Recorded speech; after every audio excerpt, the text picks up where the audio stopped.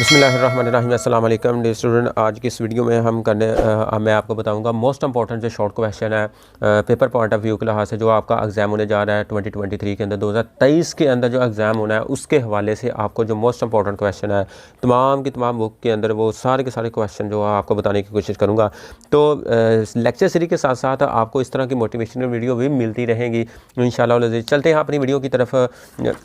सबसे पहले हमारे पास चैप्टर नंबर 1 है। चैप्टर नंबर 1 है हमारे पास फिजिकल क्वांटिटी एंड मेजरमेंट। याद रखें कि स्टूडेंट इस वीडियो इस लेक्चर के अंदर मैं आपको सिर्फ इंपॉर्टेंट क्वेश्चन बताऊंगा, लॉन्ग क्वेश्चन और शॉर्ट क्वेश्चन। न्यूमेरिकल के लिए मैं अलग से वीडियो बनाऊंगा। उसकी वजह यह है कि अगर न्यूमेरिकल भी इस वीडियो में मैं आपको बताने लगा तो इस तरह वीडियो जो है वो काफ़ी लंबी हो जाएगी। तो इसलिए मेरी कोशिश है कि मैं आपको सिर्फ इस वीडियो के अंदर शॉर्ट और लॉन्ग क्वेश्चन ही बताऊं जो कि पेपर पॉइंट ऑफ व्यू के लिहाज से इम्पोर्टेंट है।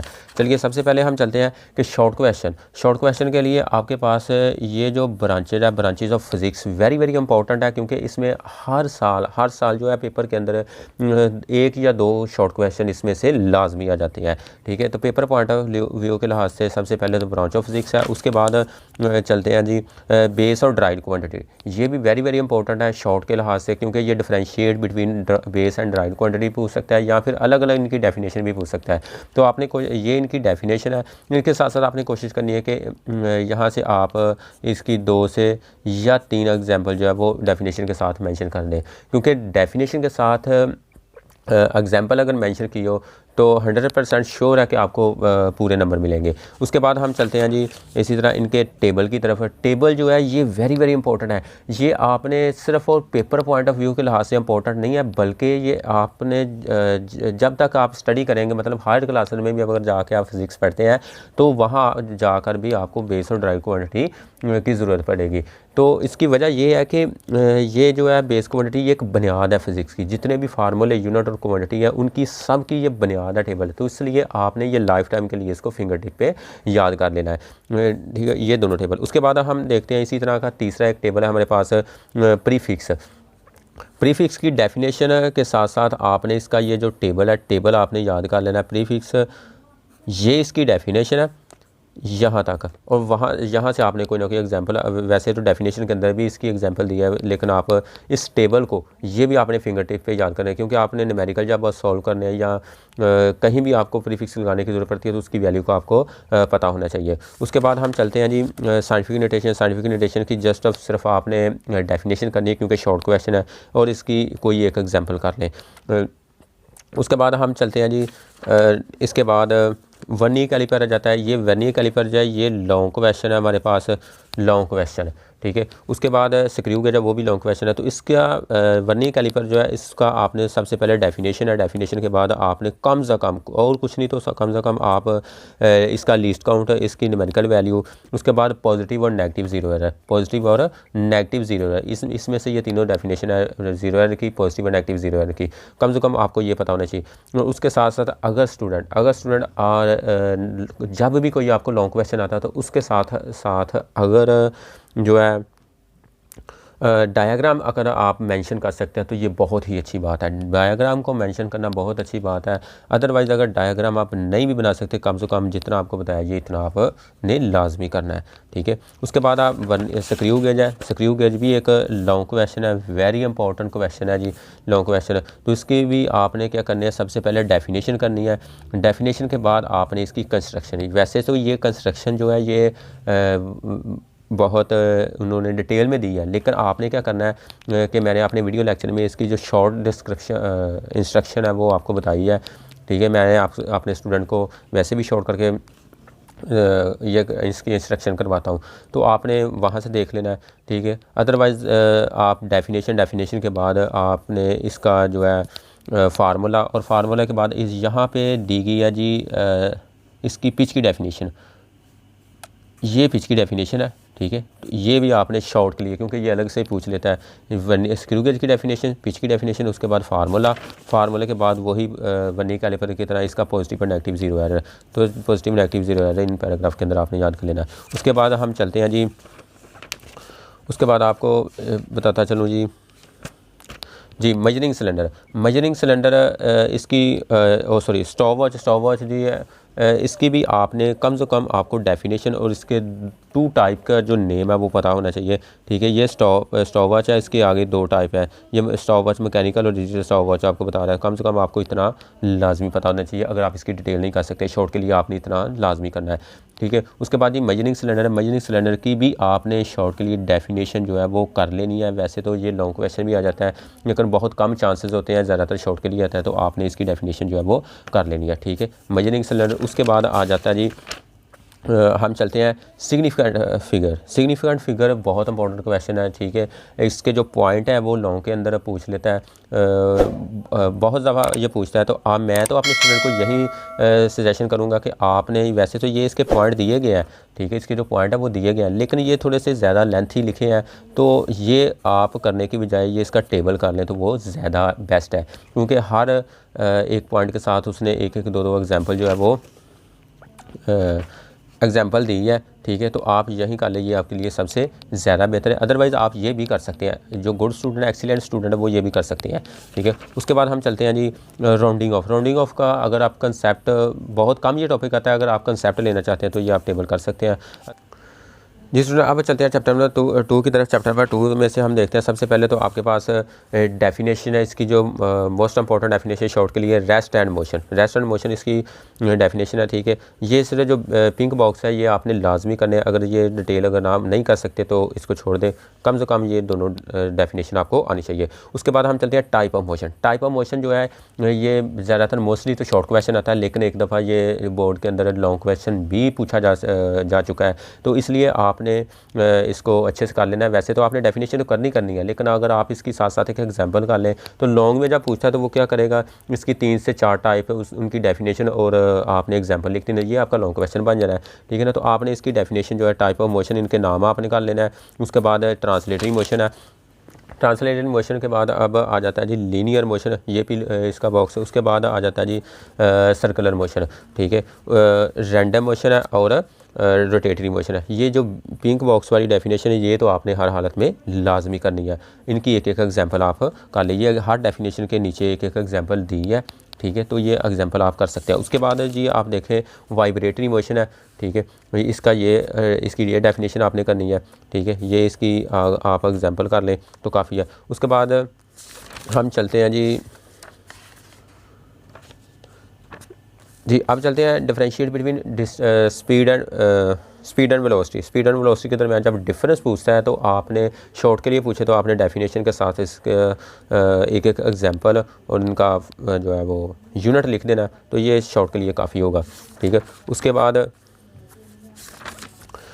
बाद हम चलते हैं जी एक्सेलेरेशन की डेफिनेशन, ठीक है। एक्सेलेरेशन की डेफिनेशन साथ साथ इसका फार्मूला भी आपने लिख देना है, ये बॉक्स वाली डेफिनेशन है, ये इसका फार्मूला है। उसके बाद हम चलते हैं जो मोस्ट इंपॉर्टेंट लॉन्ग क्वेश्चन है। लॉन्ग के लिए आपको 3 इक्वेशन ऑफ मोशन था, ये वेरी इंपॉर्टेंट स्टूडेंट जो है शॉर्ट के लिए अगर आप पूछे तो जस्ट ये इनके जो रिजल्ट है इक्वेशन के ये पूछेगा शॉर्ट के लिए।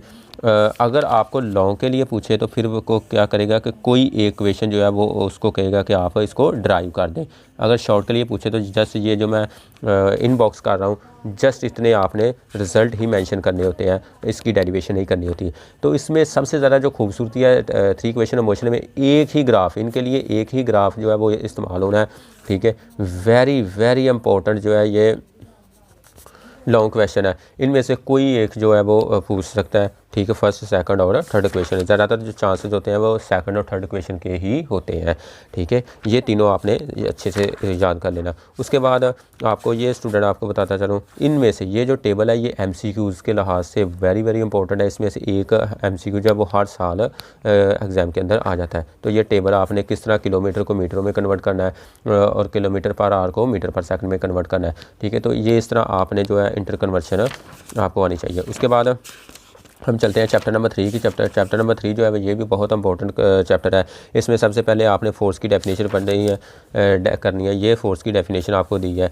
उसके बाद इनर्शिया की डेफिनेशन है। इनर्शिया की डेफिनेशन के बाद आप देखें मोमेंटम की डेफिनेशन, मोमेंटम के साथ आपने फार्मूला और SI यूनिट भी लाजमी करना है। उसके बाद न्यूटन फर्स्ट लॉ की डेफिनेशन आपने करनी है। और ये नेट फोर्स है, ये तो वेरी इंपॉर्टेंट है, शॉर्ट डेफिनेशन है, क्वेश्चन भी है, ठीक है ना। तो ये आपने कर लेना। उसके बाद न्यूटन सेकंड लॉ जो है ये वेरी इंपॉर्टेंट क्वेश्चन है, ये लॉन्ग क्वेश्चन है, ठीक है। न्यूटन सेकंड लॉ जो है ये लॉन्ग क्वेश्चन के लिए आता है, तो ये आपने इसकी डेफिनेशन से लेकर यहाँ तक कंप्लीट करना है, क्योंकि यहाँ तक इसकी डेरिवेशन है, उसके बाद ये इसकी एसआई यूनिट की यानी कि न्यूटन की डेफिनेशन है, तो यहाँ तक आपने करना चाहिए, आपका कंप्लीट एक लॉन्ग क्वेश्चन हो जाएगा, ठीक है। उसके बाद डू यू नो, ये आप देखें तो ये एक शॉर्ट क्वेश्चन बनता है हमारे पास, ये भी बड़ा इंपॉर्टेंट है। अक्सर कहा था ये एक्सरसाइज के अंदर इसका क्वेश्चन जो है वो दिया होगा, ठीक है। तो चाहे ये एक्सरसाइज के साथ आप कर लें, बुक के अंदर कर लें, एक ही चीज़ है। उसके बाद differentiate between mass and weight. Mass and weight जो स्टूडेंट है ये शॉर्ट प्लस लॉन्ग दोनों के लिए जो है ये वेरी वेरी इंपॉर्टेंट है। इसमें आपने क्या करना है कि कम से कम आप 4-4 पॉइंट जो है वो कर लें, तो अगर 4-4 पॉइंट आप लिख दें तो आपका लॉन्ग क्वेश्चन आ जाएगा। अगर शॉर्ट के अंदर पूछे तो आप कोई से 2-2 पॉइंट जो इसके मेंशन कर दें, मैथ्स और वेट के दरमियान डिफरेंस। उसके बाद न्यूटन थर्ड लॉ की ये होगी डेफिनेशन है, ठीक है, ये भी वेरी इंपॉर्टेंट क्वेश्चन है। उसके बाद न्यूटन थर्ड लॉ, अब इसमें आपने इसकी डेफिनेशन और कोई आप इसकी जो है एक एग्जांपल कर लें, यहाँ तक ये बुक वाली एग्जांपल कर लें, यहाँ तक बनती है। उसके बाद फोर्स एंड मोमेंटम जो है ये पीछे वैसे तो आपने अलग अलग डेफिनेशन पढ़ी है, ठीक है, ये जो है इकट्ठा ये लॉन्ग क्वेश्चन आ जाता है। तो ये आपके पास ये इसकी डेफिनेशन, फोर्स और मोमेंटम का जो रिलेशन है ये उसकी डेफिनेशन है, और यहाँ से लेकर यहाँ तक इसकी डेरिवेशन है, ठीक है। तो ये एक लॉन्ग क्वेश्चन है, ये आपने याद रखना है। उसके बाद हम चलते हैं law of conservation of momentum. Law of conservation of momentum के अंदर जो सबसे ज़्यादा अहम चीज़ है ना वो यही पूछता है। वैसे तो इसके 2-3 क्वेश्चन बनते हैं लॉन्ग, लेकिन आइसोलेटेड सिस्टम बहुत कम पूछता है। इसकी डेफिनेशन सबसे पहले आपने शॉर्ट के लिए करनी है, उसके बाद ये सिस्टम की डेफिनेशन, ये सिस्टम की डेफिनेशन है, और ये आइसोलेटेड सिस्टम की है, यहाँ तक ये डेफिनेशन और ये लॉ ऑफ कंजर्वेशन की डेफिनेशन, ये तीनों शॉर्ट के लिए पूछेगा, ठीक है। अब लॉन्ग के अंदर पूछे तो लॉन्ग के अंदर जो है वो ये गन एंड बुलेट वाला पूछेगा, यहाँ से लेकर यहाँ तक गन एंड बुलेट वाला, ठीक है। तो ये थ्योरी स्टूडेंट जब आपने लिखनी है, थ्योरी जो है वो सारी आप ना भी करें तो कोई बात नहीं है, जस्ट आप इसकी मेन जो है वो लिख दें, वो काफ़ी है। उसके बाद आपने जस्ट इसकी डेफिनेशन कर देनी है। तो ये लॉ ऑफ कंजर्वेशन जब भी आपको, क्योंकि ये इसकी एप्लीकेशन भी है, ये इसकी एग्जांपल भी है लॉ ऑफ कंजर्वेशन की, गन एंड बुलेट, ठीक है ना। तो ये दोनों लिहाज से आपने तैयार करनी है, ठीक है। वो वैसे तो आइसोलेटेड सिस्टम है, लेकिन आइसोलेटेड सिस्टम की इतने चांस नहीं है, इस गन एंड बुलेट के ज़्यादातर चांस हैं, 80% चांस इसके होते हैं कि ये लॉन्ग क्वेश्चन आ जाता है। उसके बाद हम चलते हैं जी फ्रिक्शन की जस्ट आपने सिर्फ डेफिनेशन करनी है, ठीक है। डेफिनेशन के बाद आप आ जाए जी इसकी कोई एक एग्जांपल कर लें तो बेस्ट है। और method of reducing friction very very important question है, वेरी वेरी इंपॉर्टेंट, ठीक है। ये शॉर्ट के लिए तो बहुत ही इंपॉर्टेंट क्वेश्चन, ये आपने कभी भी किसी हालत में छोड़ना है, क्योंकि ये समझ लिया कि पेपर के अंदर पक्का हर साल ये क्वेश्चन जो है वो लाजमी आता है, ठीक है। ये 3 पॉइंट आपने लाजमी करने हैं। उसके बाद ये डेफिनेशन, सिर्फ ये डेफिनेशन आपने करनी है, ठीक है, सेंट्रीपिटल फोर्स और सेंट्रीपिटल एक्सेलेरेशन की। उसके बाद आ जाइए सेंट्रीफ्यूगल फोर्स, ये इसकी सेंट्रीफ्यूगल फोर्स की डेफिनेशन है, लेकिन ये इतनी अहम नहीं है, आपको बता दी है। खैर अब चलते हैं जी चैप्टर नंबर 4 की तरफ।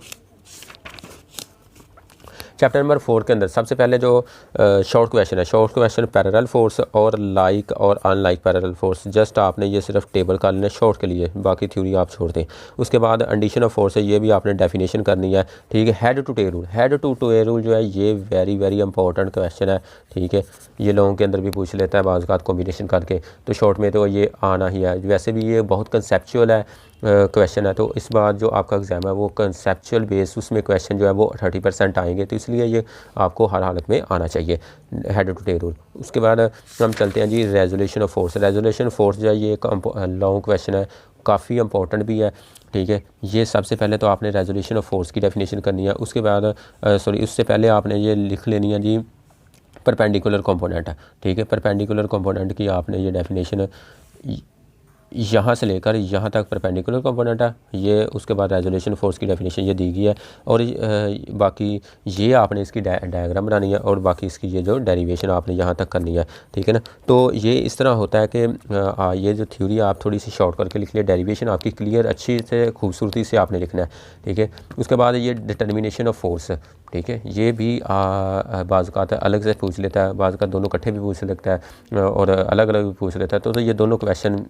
एक ही कंसेप्ट है, ठीक है, ये आपको आना चाहिए।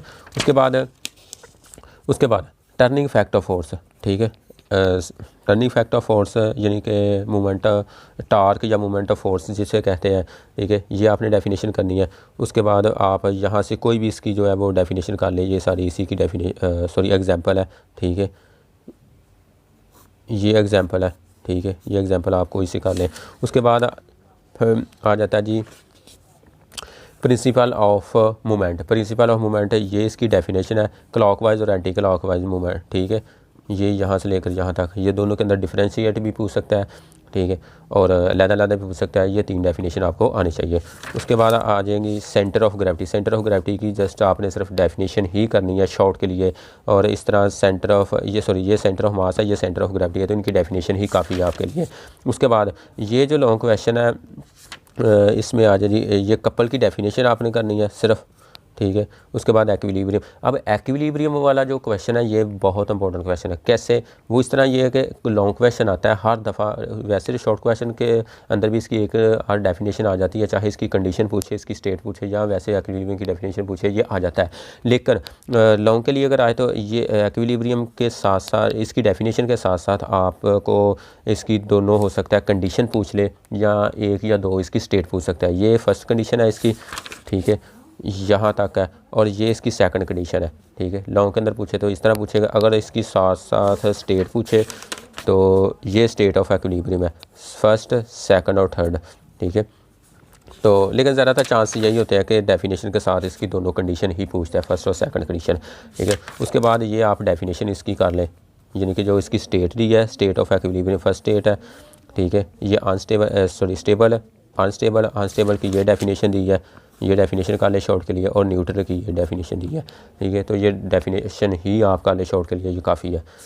उसके बाद चैप्टर नंबर 5 स्टूडेंट आपको तो पता है कि ज़्यादातर ये मोस्टली इसमें लॉन्ग क्वेश्चन आते हैं, और ये लॉन्ग क्वेश्चन के लिहाज से वेरी वेरी इंपॉर्टेंट चैप्टर है। सबसे पहले हम बात करते हैं law of gravitation. Law of gravitation सिर्फ आपने 9th में ही नहीं पढ़ना, ये अगर हायर क्लासेस में भी जाके आपने के काम आएगा, आपने पढ़ना है। इसको आपने अच्छे से अंडरस्टैंड कर लेना है। लॉ ऑफ ग्रेविटेशन की डेफिनेशन सबसे पहले ये, अगर ये लॉन्ग क्वेश्चन है, ठीक है, ये आपके पास है लॉन्ग क्वेश्चन, ये उसके बाद डायग्राम बनानी है। डायग्राम के बाद ये जहाँ तक इसकी डेरिवेशन है, ठीक है, और डेरिवेशन के बाद आपने क्या करना है, इसकी SI यूनिट की और जो ग्रेविटेशन कांस्टेंट है इसकी न्यूमेरिकल वैल्यू लिख देनी है, ग्रेविटेशन कांस्टेंट को मेंशन आपने कर देना है, ठीक है। उसके बाद आ जाए जी ग्रेविटेशनल फील्ड, ये इसको छोड़ें, ये मास ऑफ अर्थ, ये भी वेरी वेरी इंपॉर्टेंट है, लॉन्ग क्वेश्चन है, ठीक है, लॉन्ग क्वेश्चन है।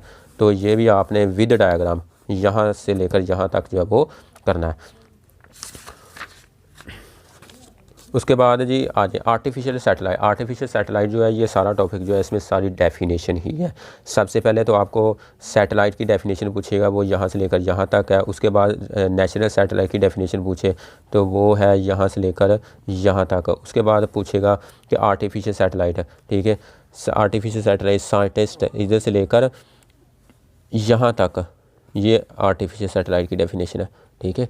उसके बाद 2 इसके पर्पज़ है, 2 पर्पज़ कि इसको आर्टिफिशियल सैटेलाइट को खुला में क्यों भेजा जाता है, ये इसके पूछे हैं, ठीक है। उसके बाद GPS system, very very important short question है, ये शॉर्ट क्वेश्चन है। GPS सिस्टम ये हर हालत में पेपर के अंदर आ जाता है, ठीक है, ये आपने कर लेना है। उसके बाद जी आ जाए, ये इंपॉर्टेंट लॉन्ग क्वेश्चन है, ये लॉन्ग क्वेश्चन है, मोशन ऑफ आर्टिफिशियल सैटेलाइट है, ठीक है। तो ये आपको आना चाहिए, यहाँ से लेकर आपने यहाँ तक लाजमी करना, और नीचे आपने इसकी स्पीड जो है वो मेंशन कर देनी है। ये था आपका चैप्टर नंबर 5। और चैप्टर नंबर 6 के अंदर फर्स्ट ऑफ ऑल आपने क्या करना है कि वर्क की डेफिनेशन आपने करनी है। ये इसकी डेफिनेशन दी है वर्क की, ठीक है, और बाकी ये इसकी जो डेरिवेशन है, डायग्राम हो सके तो ये बहुत ही अच्छी बात होगी, इसको आप कर दें, ठीक है। तो ये इसका फार्मूला, डेफिनेशन पहले लिखनी है आपने, उसके बाद ये फार्मूला लिख के जहाँ से आपने अपनी डेरिवेशन जो है वो शुरू कर देनी है। और लास्ट पे जाके वर्क का SI यूनिट क्या है, जॉल, और इसकी आगे आपने डेफिनेशन और ये कन्वर्शन के यूनिट है, ये भी आपने मेंशन करना है। तो यहाँ तक आपका कंप्लीट लॉन्ग क्वेश्चन जो है वो बन जाएगा। उसके बाद एनर्जी के आगे बहुत सारी टाइप है, वो भी आपको बताने वाला हूँ। सबसे पहले एनर्जी की डेफिनेशन है, कोई इसकी एक टाइप या इसकी कोई एग्जाम्पल लिख दें तो काफ़ी है। काइनेटिक एनर्जी हो जाए, ये लॉन्ग क्वेश्चन है। काइनेटिक एनर्जी जो है ये लॉन्ग क्वेश्चन है। इसकी आपने डेफिनेशन के साथ साथ आपने इसकी डेरिवेशन कंप्लीट करनी है। ये इसकी डेफिनेशन है, यहाँ से लेकर यहाँ तक इसकी डेरिवेशन है, तो ये एक आपका कंप्लीट लॉन्ग क्वेश्चन जो है वो बनेगा। पोटेंशियल एनर्जी है, ये आप शॉर्ट के लिए कर लें, काफ़ी है। ये पोटेंशियल एनर्जी है इसकी, ठीक है। उसके बाद यहाँ ये 2-3 स्टेप है सिर्फ इसके जो है फार्मूले के, यहाँ तक पोटेंशियल एनर्जी, तो इतना ही है, ये शॉर्ट के लिए आपने कर लेना है। उसके बाद जी फॉर्म ऑफ एनर्जी यानी कि एनर्जी कितनी किस्म की होती है। मैकेनिकल एनर्जी है, हीट एनर्जी है, इलेक्ट्रिकल एनर्जी है, ठीक है, साउंड एनर्जी है, लाइट एनर्जी, केमिकल एनर्जी और न्यूक्लियर एनर्जी। ये आपने शॉर्ट के लिए तो आपके लिए अहम है ही, क्योंकि इसमें 1 या 2 डेफिनेशन आ जाती हैं। लेकिन सम टाइम ऐसा भी होता है कि आप से वो लॉन्ग क्वेश्चन पूछ लेता है कि कोई से 2 से 3 जो है वो इकट्ठी या फॉर्म पूछ लेगा, वो कहेगा इनको एक्सप्लेन कर दे, तो ये आपके लिए लॉन्ग क्वेश्चन बन जाएगा, ठीक है। तो लॉन्ग और शॉर्ट के लिए ये दोनों ही अच्छा है, लॉन्ग प्लस शॉर्ट क्वेश्चन, ठीक है, दोनों के लिए बहुत इंपॉर्टेंट है। उसके बाद आगे चलते हैं जी, डायरेक्ट एफिशिएंसी, आगे पावर और एफिशिएंसी दी गई है। सॉरी, ये एक क्वेश्चन आप लास्ट में रह गई है, मास एनर्जी क्वेश्चन, तो ये पैराग्राफ आपने कर लेना है, यहाँ से ये फार्मूला साथ आपने मेंशन कर देना है, ये शॉर्ट क्वेश्चन आपसे पूछा जाएगा। उसके बाद एफिशिएंसी है, ये एफिशिएंसी, ये इसकी डेफिनेशन है, साथ में ये फार्मूला लिख दें। उसके बाद पावर है, पावर की डेफिनेशन, इसका ये फार्मूला। उसके बाद पावर का यूनिट ये, और साथ ये यूनिट इंटर कन्वर्शन, यानी कि ये सारा आपने इतना टॉपिक जो है वो इतना टॉपिक करना है, ठीक है। उसके बाद चैप्टर नंबर 7 की तरफ चलते हैं। चैप्टर नंबर 7 जो है ये देखें, chapter number 7 property of matter जो है, ठीक है। इसमें आपने सबसे पहले तो क्या करना है कि kinetic molecular model of matter, ठीक है, ये 3 पॉइंट बहुत इंपॉर्टेंट है, ये शॉर्ट के लिए पूछेगा। उसके बाद जी अगर आप कुछ नहीं तो इसके 2-2 पॉइंट कर लेना, 2-2 पॉइंट शॉर्ट के लिए, सॉलिड, लिक्विड और गैस के, तो ये काफ़ी है शॉर्ट के लिए। शॉर्ट के अंदर इन तीनों स्टेट में से कोई एक स्टेट जो है पूछ सकता है। और very important plasma 4 state of matter, ठीक है, प्लाज्मा की डेफिनेशन करनी है, इसकी कुछ 1-2 पॉइंट जो है वो प्रॉपर्टी के अंदर भी पूछ लेता है, ठीक है। तो ये आपको प्लाज्मा 4 स्टेट ऑफ मैटर, ये भी वेरी इंपॉर्टेंट है। उसके बाद डेफिनेशन है डेंसिटी की डेफिनेशन और फार्मूला आपने कर लेना। और उसके बाद प्रेशर की डेफिनेशन है, और ये इसका फार्मूला है, ये शॉर्ट के लिए, ठीक है। उसके बाद आ जाए जी, उसके बाद आपके पास है पास्कल लॉ, ठीक है, पास्कल लॉ की डेफिनेशन है जो है इंपॉर्टेंट है, एप्लीकेशन ऑफ पास्कल लॉ जो है, ठीक है। इसमें आ जाता है जी हाइड्रोलिक सिस्टम जो है ये लॉन्ग क्वेश्चन है, वेरी इंपॉर्टेंट है, ये इसकी डायग्राम है, ठीक है स्टूडेंट। तो ये आपको आना चाहिए हर हालत में, लॉन्ग क्वेश्चन है, application of pascal law hydraulic system, ठीक है। उसके बाद आ जाता है जी एक और क्वेश्चन है इसमें, अर्शमीद की प्रिंसिपल की डेफिनेशन तो इसकी मस्ट है ना, शॉर्ट के अंदर डेफिनेशन तो आनी ही आनी है, ये इसकी डायग्राम है। और साथ साथ ये इसका लॉन्ग क्वेश्चन है, यहाँ से शुरू हो रहा है यहाँ तक लॉन्ग क्वेश्चन है इसका, ठीक है। उसके बाद आ जाए जी प्रिंसिपल ऑफ फ्लोटेशन जो है ये इसकी डेफिनेशन है। वैसे तो इसके लिहाज से 1-2 क्वेश्चन जो है वो पूछे जाते हैं, वो आगे आपको एक्सरसाइज में मिल जाएंगे, ठीक है, प्रिंसिपल ऑफ फ्लोटेशन। उसके बाद आ जाए जी इलास्टिसिटी, ये सारी डेफिनेशन है, ये शॉर्ट के लिए आपने करनी है, ठीक है। और ये वाली यहाँ तक आगे आ जाए जी, आखिर में एक क्वेश्चन दिया गया यंग मॉडुलस, ये वाला, ये है लॉन्ग क्वेश्चन, ठीक है, ये लॉन्ग क्वेश्चन है, ये आपने सारे करना है डेफिनेशन के साथ साथ, यहाँ तक ये आपने सारे करना है, ये लॉन्ग क्वेश्चन बड़ा इंपॉर्टेंट है, ठीक है ना। तो ये आपने पीछे वाली सारी डेफिनेशन है, ये सारी जो है ये लॉन्ग क्वेश्चन है। ये था चैप्टर नंबर 7, इसमें बहुत कम है स्टूडेंट। उसके बाद है property, thermal property of matter, chapter number 8 है। इसमें से सबसे पहले तो ये पिंक बॉक्स वाली डेफिनेशन है टेम्परेचर की। उसके बाद आ जाए जी हीट की डेफिनेशन है, ये हीट, ये इसकी डेफिनेशन है, ठीक है। उसके बाद आप देखें कि what is internal energy of the body, ठीक है, ये आपने कर लेना है, ऊपर क्वेश्चन भी उसने लिख दिया है। उसके बाद थर्मामीटर की डेफिनेशन आप करें, ठीक है, थर्मामीटर की डेफिनेशन है, ये शॉर्ट के लिए। उसके बाद ये वाले इम्पोर्टेंट पॉइंट है, वेरी इंपॉर्टेंट पॉइंट है, ये आपको जो है वो लॉन्ग के अंदर भी शॉर्ट के अंदर दोनों के लिहाज से वेरी इंपॉर्टेंट है। ये पॉइंट जो है, ये thermometer liquid should have following property, यानी कि थर्मामीटर के अंदर जो लिक्विड भरा जाता है उसकी कौन कौन सी प्रॉपर्टी होनी चाहिए, ये क्वेश्चन आपसे पूछा जाएगा, ठीक है। ये ऊपर स्टेट दिए, तो ये सारे पॉइंट जो आपसे पूछे जाएंगे, बहुत इंपॉर्टेंट है डेफिनेशन, और ये पॉइंट बहुत इंपॉर्टेंट है। उसके बाद उसके बाद स्टूडेंट आ जाए स्पेसिफिक हीट कैपेसिटी, इसकी सिर्फ और सिर्फ डेफिनेशन और फार्मूला करना है। उसके बाद आ जाए जी आपको हीट कैपेसिटी, ये भी डेफिनेशन और फार्मूला आपने करना है सिर्फ शॉर्ट के लिए। उसके बाद आ जाए जी लेटेंट हीट फ्यूजन, ये भी डेफिनेशन और फार्मूला आपने करना है। उसके बाद आ जाए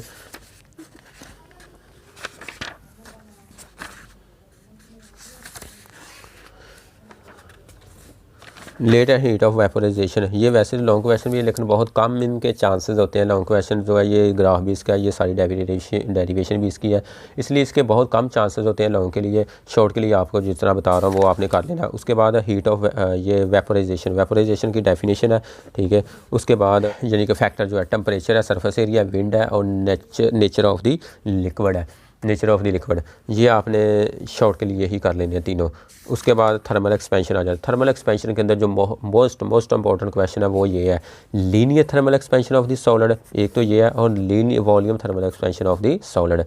फ़र्क सिर्फ है अगर दोनों में से आप एक क्वेश्चन कर लें, डेरिवेशन की सेम है, तरीकाकार इनका सेम है, ठीक है, इनमें कोई मुश्किल चीज़ नहीं है। आप एक क्वेश्चन करते हैं तो दूसरा भी आपको ऑटोमेटिकली याद हो जाना है। उसमें फ़र्क आपको मैं बताता हूँ। ये जो इसकी इनिशियल क्वेश्चन देखें, delta L = L - L not जो है ना, ये लेंथ के लिए जब लीनियर थर्मल एक्सपेंशन आए तो ये आपने L लिखना है, और अगर वॉल्यूम का जिक्र आए, वॉल्यूम थर्मल एक्सपेंशन है, तो जहाँ पे L लिखा है ना वहाँ पे आपने वैसे वैसे V डालते जाना। आप देख रहे डेल्टा L की जगह डेल्टा V है, V की L की जगह V, और -V L नॉट की जगह V नॉट है, और सेम उसी तरह इसकी डेरिवेशन है। ये कोई मुश्किल काम नहीं है। उसके बाद जी स्टूडेंट अब चलते हैं चैप्टर नंबर 9 की तरफ। चैप्टर नंबर 9 के अंदर आ जाता है जी सबसे पहले कंडक्शन, कन्वेक्शन एंड रेडिएशन। इनके नाम सबसे पहले आपको शॉर्ट के लिए पता होना चाहिए। उसके बाद इनकी डेफिनेशन है, ठीक है, ये इसकी डेफिनेशन है। थर्मल कंडक्टिविटी की डेफिनेशन है। उसके बाद आप देखें जी लेंथ ऑफ द सॉलिड है, क्रॉस सेक्शनल एरिया, ये आपने शॉर्ट के लिए सारे कर देने हैं, ठीक है। उसके बाद आप देखें जी temperature difference between this and, ये लॉन्ग के लिए आ सकता है क्वेश्चन, इसके चांसेस जो है वो होते हैं। ये लॉन्ग के लिए क्वेश्चन है, ये डेफिनेशन पहले लिखनी है। उसके बाद थर्मल कंडक्टिविटी की सबसे पहले आपने ये डेफिनेशन है लिखनी है, आगे ये थर्मल कंडक्टिविटी के सारे फैक्टर हैं, ठीक है ना। तो डेफिनेशन के साथ हो सकता है आपको ये सारा पूछे तो या लॉन्ग क्वेश्चन जो है वो पूछ सकता है, ठीक है। सारे नहीं पूछेगा, सिर्फ ये वाला पॉइंट पूछेगा लॉन्ग के लिए, बाकी शॉर्ट के लिए। उसके बाद ये use of conduction and non conductor, ठीक है, ये आ जाता है। और इनके जो कुछ एनर्जी सेविंग के जो मेथड है, तरीक़ेकार है, उनके लिए ये पॉइंट आपने करना है, 4 पॉइंट है। ये शॉर्ट के लिए बहुत इंपॉर्टेंट है, लॉन्ग भी आ सकता है लेकिन बहुत कम।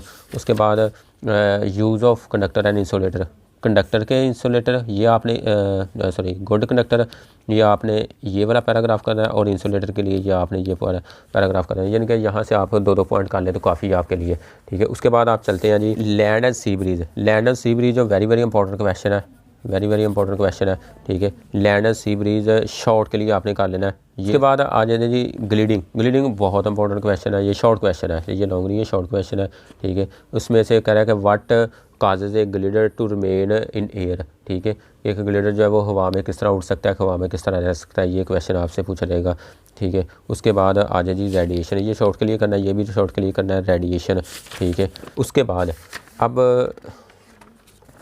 ग्रीन हाउस फैक्ट आपको तो पता है कि ये हर क्लास में आप 8 क्लास में देखें, इससे निचली क्लास में साइंस के अंदर ये काफ़ी इंपॉर्टेंट क्वेश्चन शुरू से ही रहा है और है, ठीक है। ग्लोबल ग्रीन हाउस फैक्ट जो है ये आपने सारा करना है, ठीक है। लॉन्ग के लिए आपने करना है, इसके में से शॉर्ट क्वेश्चन ग्लोबल वार्मिंग पूछ सकता है, ग्रीन हाउस फैक्ट की डेफिनेशन पूछ सकता है, ठीक है। What is green house fact, तो ये आपने करना है। तो ये आपने क्योंकि सारा लॉन्ग के लिए करना है, लॉन्ग प्लस शॉर्ट, ठीक है, दोनों के लिए बहुत इंपॉर्टेंट क्वेश्चन ये आपने यहाँ से लेकर यहाँ तक जो है वो सारा करना है। इसमें ग्लोबल वार्मिंग भी आ जाता है, ठीक है, ग्लोबल वार्मिंग आ जाता है, ग्रीन हाउस फैक्ट भी इसमें आ जाता है, ओके।